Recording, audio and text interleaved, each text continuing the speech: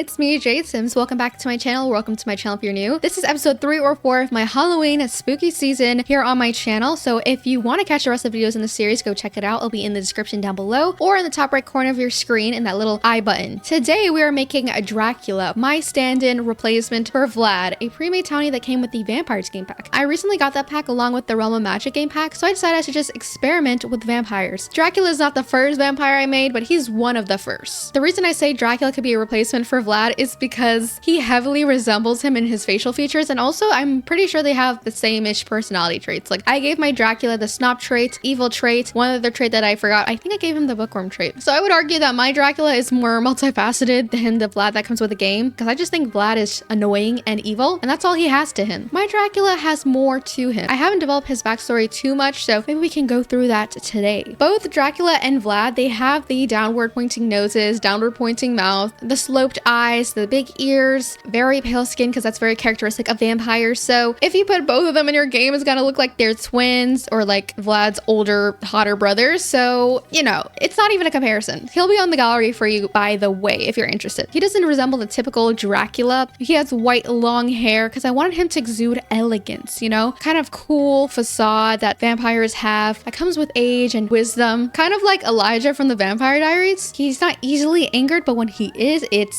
scary to witness. I also gave him the bookworm trait because I thought books are the oldest medium of entertainment. So of course, if you're like 1,000 years old, the only way you can entertain yourself if you're that old were books. I think he's developed a love for books and probably has a huge library in his mansion. And evil and snob, you know, that's pretty typical of a vampire. So I shouldn't explain it too much. I think that's enough discussion about the sim though. Something more pertinent that I haven't discussed in any of my Halloween videos are Halloween candies. I have a lengthy list of unpopular opinions I have about Halloween candy, so let's just start with, I wouldn't say the most heinous one, but one of them that people tell me. So one unpopular opinion I have about candy is that candy corn isn't that bad. I actually am really fond of candy corn. You just need to know the dosage of candy corn, the appropriate amount to eat before it starts to get gross. And that's about 4 or 5. Beyond that, that's when you start to feel sickly because it's too sugary. I was introduced to candy corn when I was like late elementary school, so pretty late, I would say, for most people. I used to see it in shows and stuff. It's like, wow, this is like an enigma. It's not a real thing. And then when I finally tried candy corn, it was like ambrosia in candy form. Just a little note though, I have not had candy corn in years. Maybe my opinion is invalid. Who knows? I don't care. I'll stick with my beliefs that candy corn is underrated. I also think I could do a whole tier list of candy. Maybe I should just do an informal version of that now. Okay. My favorite Halloween candy is Hershey's dark chocolate, not Hershey's milk chocolate. Europeans and non-Americans, they claim that Hershey's milk chocolate is the worst form of chocolate ever, and I do kind of agree with that. I see their viewpoint. It has a weird aftertaste that grows. I don't know what it is, but if you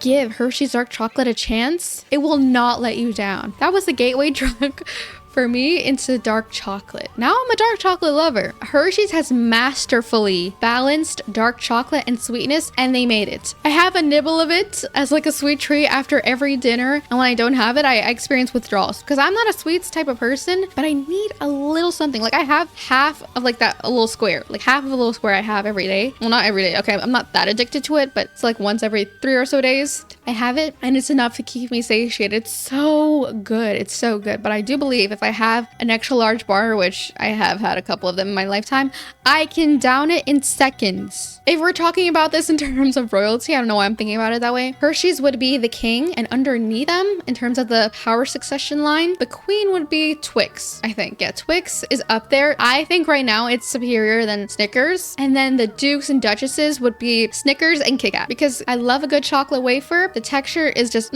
so good. And Snickers is a classic. It's too good. I guess you could put peanut M&Ms as like the jester in terms of whatever I was saying before. That's regarding chocolate candies. But with the sweeter fruity candies, I have a different opinion because they're not my favorite types of candies, but you know, you have to be in a certain mood to eat them. Starburst, Skittles, Nerds, they all stick out to me as good candy. But if you are one of those people who gives out Twizzlers, or no, not even Twizzlers, licorice to little children on Halloween night, you are one of the worst kinds of people on this earth, and I stand by that, because how dare you traumatize little children, scare them away from licorice? I mean, maybe you can argue that adults like licorice, but those type of people, they have no taste buds. Maybe they just burnt it off I don't know, from the licorice. That doesn't make any sense. But giving it out to children, scarring them for life. Is it worth it, you sadistic piece of how dare you?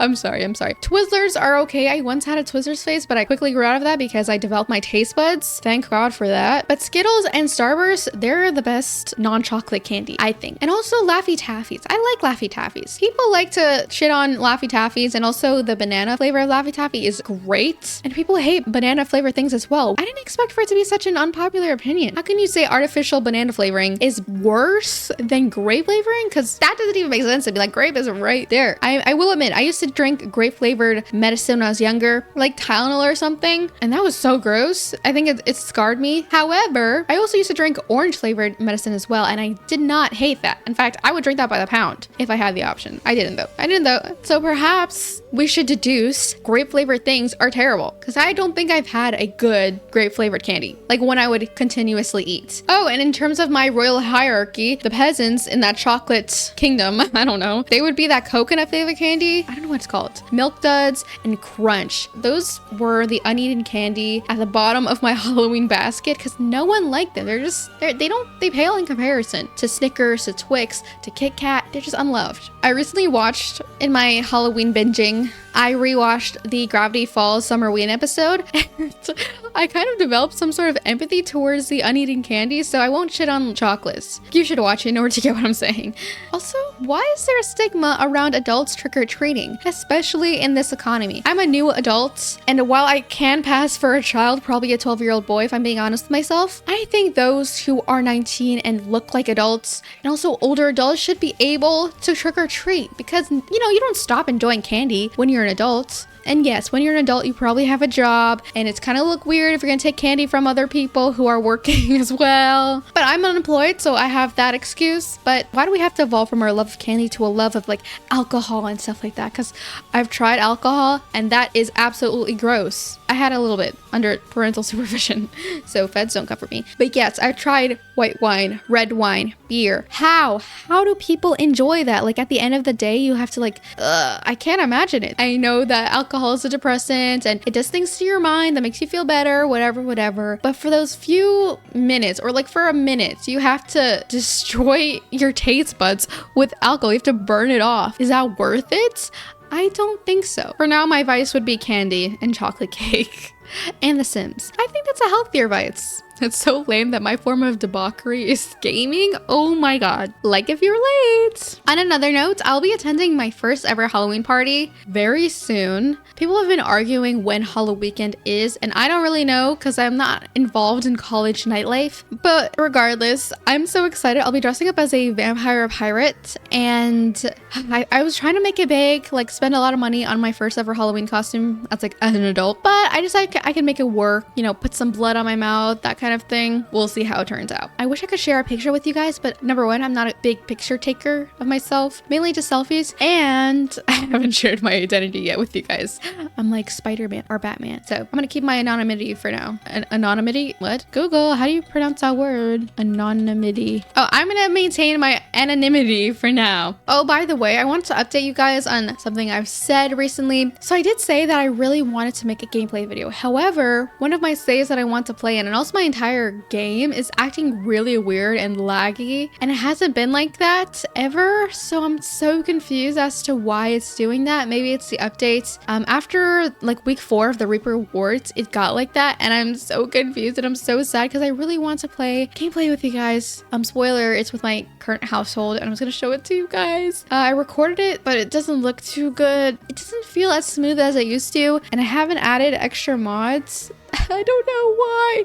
And all my mods are updated. That's fine. I heard that there's gonna be a huge update with the new Reaper pack on the 22nd of October. Game breaking updates. Oh, I don't know how I'm gonna feel about that. I'm gonna have to go in offline mode for a week or so. I'm good with playing without mods though. I don't think it's necessary in my game because I have a lot of packs, so I don't really need the gameplay that comes from it. Maybe MC Command Center for convenience and UI cheats, but I can do without the rest. I have a good imagination. Anyway, I realize I've been yapping way too much for you guys, so thank you so much for clicking on this video and watching the rest of my series. All your love and support is severely appreciated. Anyway, I'll catch you guys in the next one. Bye!